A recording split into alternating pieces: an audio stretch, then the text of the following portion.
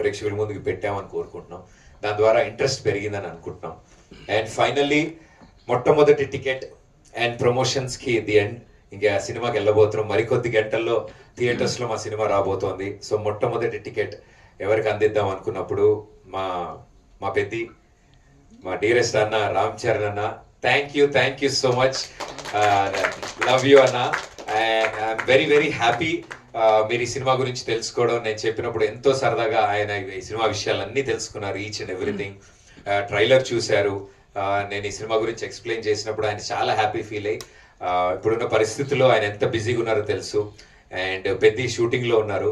అది లేట్ అయినా కూడా షూటింగ్ తర్వాత ఆయన ఫోన్ చేసి ఇంటికి రా ప్రదీప్, మనం ఇంట్లో ఒకసారి మాట్లాడదాం ఈ సినిమా గురించి అని ఇంటికి పిలిపించి ఆ సినిమా గురించి మొత్తం తెలుసుకుని, మేము ఇలా ప్రమోషనల్ కాంటెంట్ అనుకుంటున్నాం అంటే ఆయన కూడా మా గ్యాంగ్ లో కలిసిపోయి సార్ ఇలా అందాం, అలా చేద్దాం అని ఆయన అంత ఇన్వాల్వ్ అయి చేశారు.